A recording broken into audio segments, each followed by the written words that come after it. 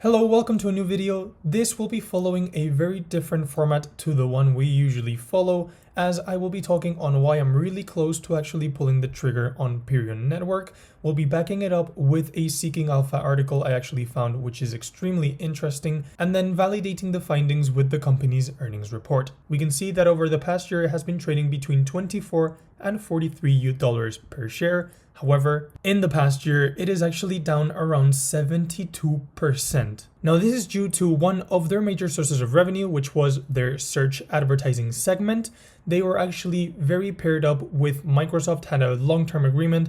However, this year they were supposed to renew the agreement, and Microsoft actually changed the terms, worsened the pricing for Perion, and this has actually impacted the overall performance of the stock for 2024. We can see that the first video I actually did was around the 1st of March, and there I actually became extremely interested in this company because I really like their product, I like their financial ratios, and I think they're doing a great job. And then my second video came out in this second circle right before the massive drop from the stock, and here it was me actually finding out that their agreement with Microsoft was not going too well. And then a couple of days after my video went out, management announced that they were actually cutting their revenue estimates for the full year because of a problem with Microsoft's agreements. So right now the company is trading at $12 per share, and right now I believe that this is trading at a very attractive price. So we'll be looking at this article by Sandeep Nittal David, which I found extremely insightful, and he basically argues that the stock is trading at a very attractive risk to reward ratio at this current price. So as we have seen, Perion has lost around 2/3 of its value since the beginning of the year,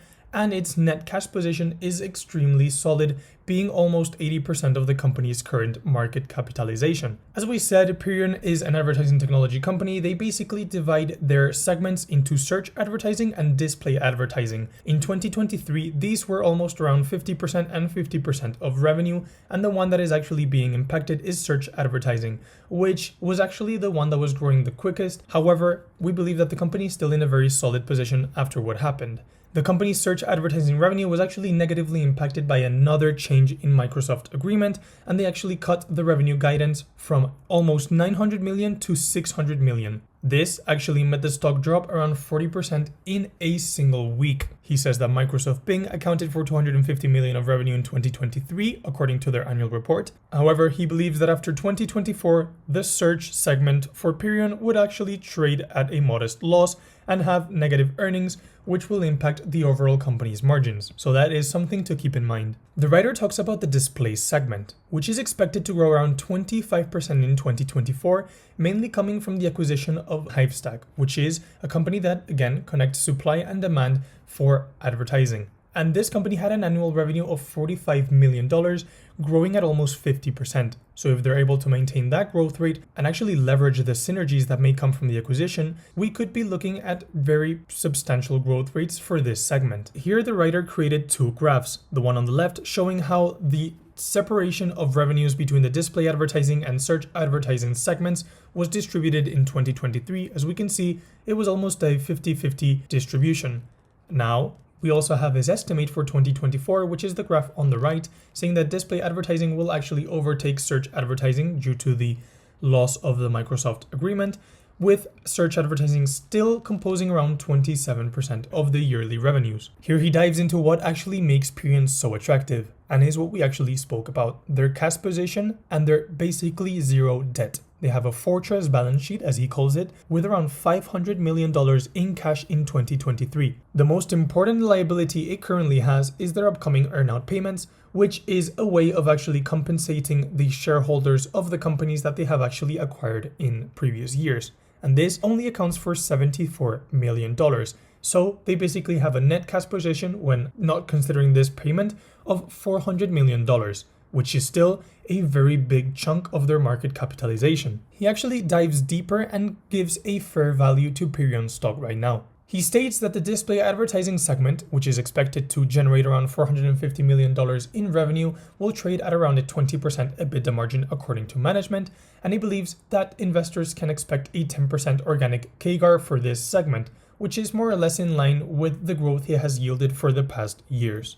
Now for this valuation exercise, he assumes that the company has been trading at a share price of $12, which is extremely close from where it is right now. So this implies an EV to EBITDA ratio of around 1. Now, according to the estimates, he believes that they will generate around $80 million in EBITDA this year, with free cash flow being around or even higher due to the interest income that they actually get from holding interest and cash deposits. So he further states that the display advertising business alone should be worth around 0.5 billion. And how did he calculate this?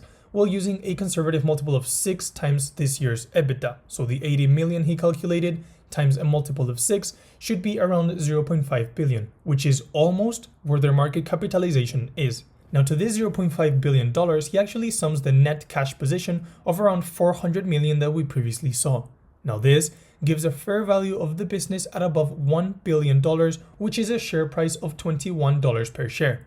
And this is using a very conservative multiple. Now, based on this simple exercise, we can see that this company may have an upside of around 80% for the year. Additionally, he says that there are various upcoming catalysts for the company, which will allow for the market to reevaluate the price and come clean about Perion Network. For example, in May 8th, so next week, they will be reporting earnings, and they're expected to call around $157 million in revenue. Here, he expects management to actually clarify the changes related to the search business, indicate how they will affect the rest of the year, and of course, as they have already pointed out, that display advertising performance will not be affected and that it has remained as expected. So as long as this is what happens, this will be a very big catalyst for the company. Now, additionally, they have a repurchase program of up to $75 million, which at this price, it indicates that up to 13% of the company's shares outstanding could be retired.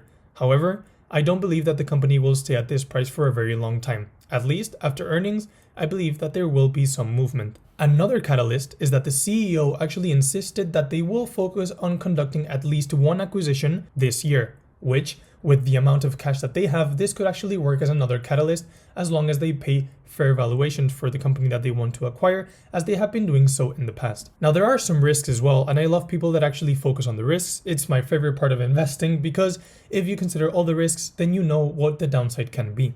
So first of all is that since they have a new agreement with Microsoft Bing, this may make their hub less appealing to advertisers. Additionally, they face competitive threats since this is a highly competitive market, and they may actually conduct some acquisitions and overpay for them, which is not very well seen in today's market. Now, for his conclusion, he says that the market has actually overlooked this fast-growing and profitable display advertising segment of this company, and that if we focus on the fortress balance sheet, we actually have downside protection, and alongside with the multiple catalysts, he expects this company to actually do well. Now, all things said, he holds a long-term position on this company, and that is why he's very bullish on it. However, I'm glad that he's very transparent with his thesis. Now, just to do a quick check on their balance sheet, I actually have their latest earnings over here, where we can see that they actually have $200 million in cash and cash equivalents. They have another $210 million in short-term bank deposits, meaning that these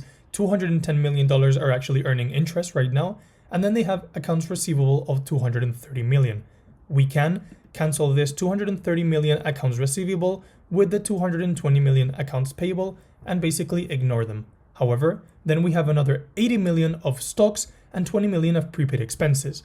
This gives you 200 plus 200 plus 80. So very close to the $480 million in cash that he stated in the article. Now, when we look at their liabilities, they actually have accrued expenses, and then they have the short-term obligations related to the acquisitions. So basically, when we do the net cash position, we have 480 million minus 120 million. This leaves us with this net cash position of around $380 million, which, when we compare to their market capitalization, it basically says that the market is paying only $200 million for their display advertising segment. This looks like an asymmetric trade opportunity, and I'll be further analyzing the company this weekend. So if you don't want to miss out on any movements that I do, check out the link below for the free Patreon, as I post every single buy I do over there. And before closing up this video, I want to say I'm not a financial advisor and this is not financial advice, so please do your own due diligence. However, I believe that this provides a very good opportunity to get into the marketing advertising space. So thank you for watching. As always, this has been the Cashflow Compounder. I'll see you on the next one. Thank you for watching.